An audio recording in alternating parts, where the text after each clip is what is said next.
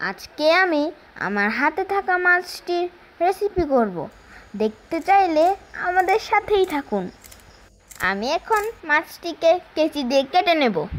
আমি এখন মাছের আঁশগুলো তুলে নিচ্ছি। মাছটা কাটা প্রায় শেষ। আহা, আমি তো মাছের মুখটা কাটতে ভুলে গেছি। এখন আমি মাছের মুখটা কেটে নিব। মাছ কাটা তো কমপ্লিট। এবার আমি মাছটা ধুয়ে নেব। মাছটিকে ভালোভাবে ধুয়ে নিতে হবে, না হলে মাছের গায়ে আঁশগুলো লেগে থাকবে। এবার আমি মাছের নাড়ি ভুঁড়িগুলো ফেলে দেব। মাছটি ধোয়া কমপ্লিট। তারপরে আমি আলতো হাতে মাছটি গায়ে যাতে ভালো করে লবণ মরিচ লাগে সেটার জন্য আমি মাছটি হালকা করে কেটে নিলাম। তারপর আমি মাছটিকে হলুদ আর লবণ দিয়ে ভালো করে মেখে কিছুক্ষণের জন্য রেস্টে রেখে দিলাম। এই ফাঁকে আমি পেঁয়াজটা কেটে নিই। পেঁয়াজ কাটতে গিয়ে আমার নাজেহাল অবস্থা। তারপর আমি চুলাটা জ্বালিয়ে নিলাম। এখন আমি কড়াইতে তেল দিয়ে নিব। তেল গরম হওয়ার পরে আমি মাছটিকে কড়াইয়ে দিয়ে দিব। এক পাশ ভাজার পরে আমি অন্য পাশ উল্টিয়ে দেব। লাল লাল করে ভেজে নিব।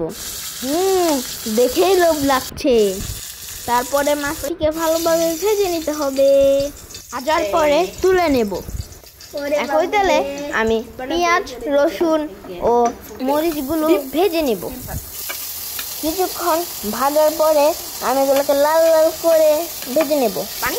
মজা করে খেতে চাইলে তো একটু কষ্টই করতে হয়। তারপর আমি হলুদ গুঁড়া দিয়ে নেব।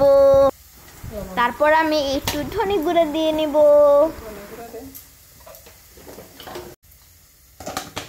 তারপরে একটু লবণ দিয়ে নেব। ব্লেন্ড করা 1 চা চামচ আদা দিয়ে দেব। তারপরে একটু নেড়ে চেড়ে দেব। কড়াইতে একটু জল দিয়ে নিলাম যাতে মশলাটা না পুড়ে যায়। এখন মাছটি আমি কড়াইতে তুলে দিলাম। সবটা গরম জল দিয়ে দিলাম। আজকে বুঝতে পারলাম মা যে কত কষ্ট করে রান্না করে। এরপর মা ঢাকনাটা দিয়ে দিল। এবার তো ধনে পাতা দিতে হয়, সেটার জন্য আমি একটু ছাদে গিয়ে অনেকগুলো ধনে পাতা ছিঁড়ে নিলাম। তারপরে আমি ধনে পাতাগুলো কুচি করে একটু মাছের গায়ে দিয়ে নিলাম যাতে মাছের টেস্ট একবারে দ্বিগুণ হয়ে যায়।